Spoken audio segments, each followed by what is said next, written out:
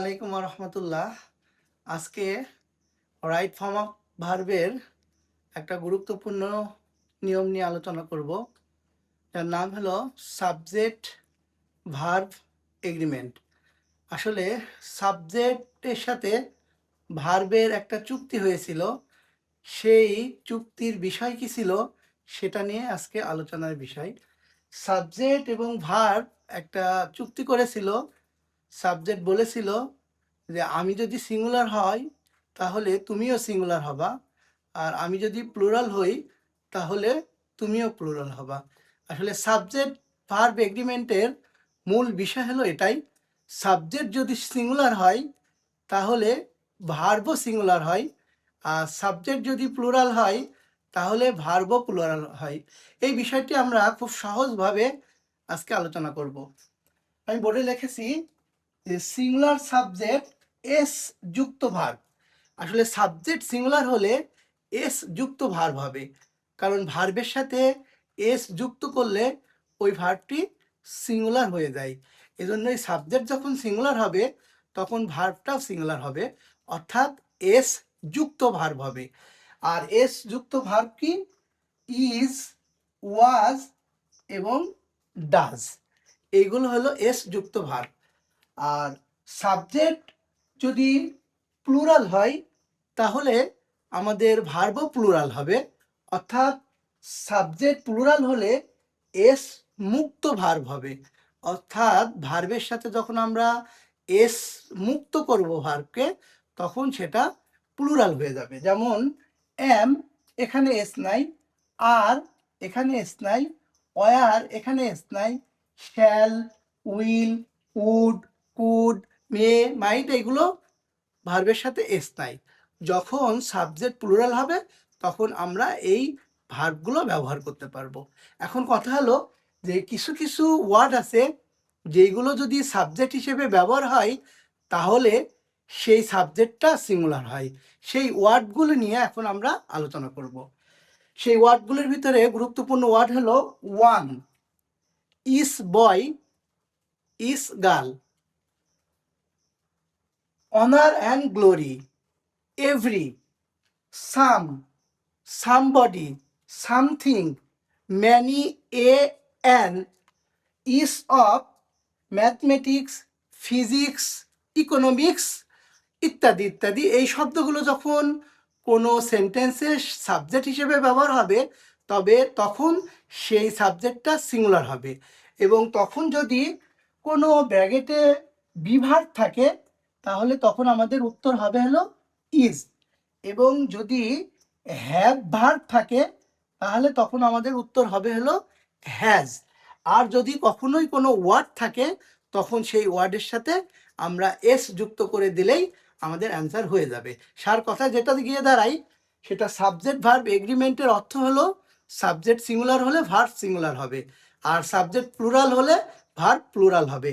আর subject তখনই singular হবে যখন কিছু শব্দ থাকবে, যেমন one, each, each boy and each girls, many, many a, many an, তারপরে ইস, তারপরে ওয়ান অফ, ইস অফ ইত্যাদি। এইগুলো যদি সাবজেক্ট হিসেবে ব্যবহার হয় তাহলে তখন আমাদের কি হবে, যে সাবজেক্ট হবে এস যুক্ত ভার্ব, অর্থাৎ ভার্বের সাথে এস যুক্ত করতে হবে।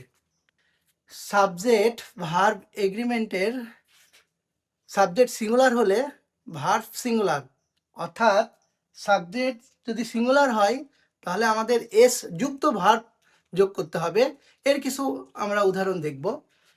এখানে বলা আছে যে one of the pens be black.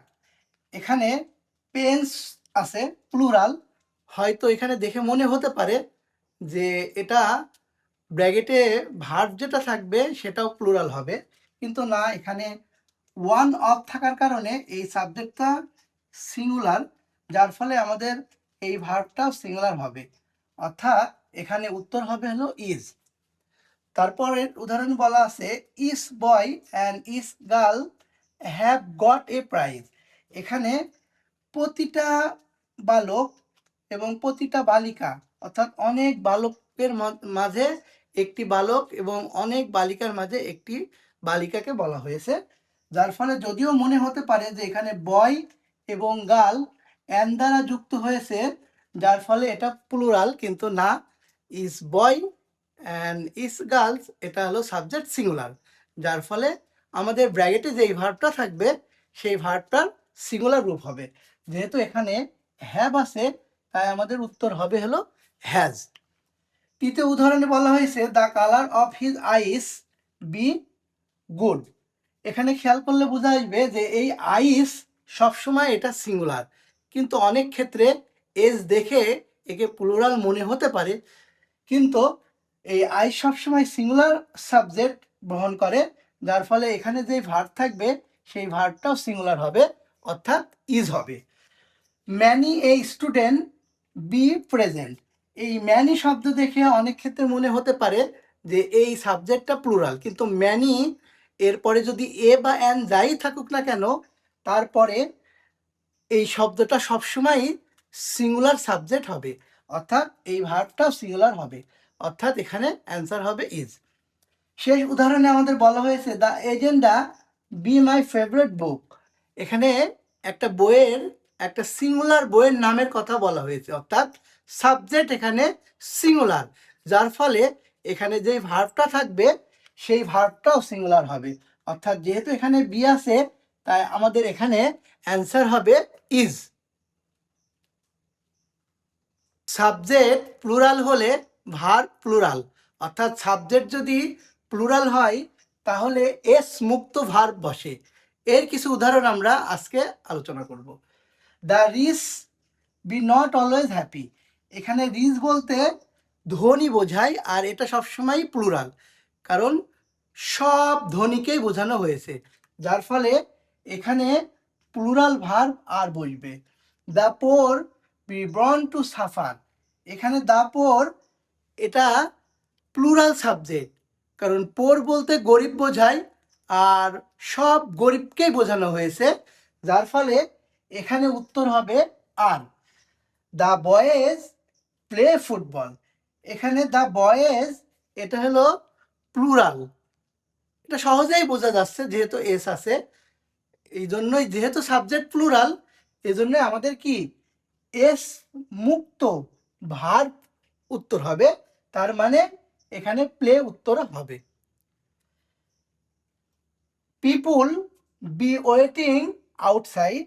এখানে পিপুল হলো সাবজেক্ট, আর পিপুল সবসময় প্লুরাল, আর প্লুরাল যেহেতু পিপুল সাবজেক্ট এজন্য আমাদের ভার্বটা প্লুরাল হবে, অর্থাৎ ব্যাগেটে বি আছে, আমাদের উত্তর হবে are. Children plays cricket in the afternoon. এখানে যেহেতু চিলড্রেন প্লুরাল সাবজেক্ট, আর সাবজেক্ট যেহেতু প্লুরাল এজন্য আমাদের কি এস মুক্ত ভার্ব করতে হবে এখানে, তাই উত্তর হবে এস মুক্ত ভার্ব প্লে। অর্থাৎ সাবজেক্ট ভার্ব এগ্রিমেন্টের সাবজেক্ট যদি প্লুরাল নাম্বার হয় তাহলে ভার্ব প্লুরাল হবে,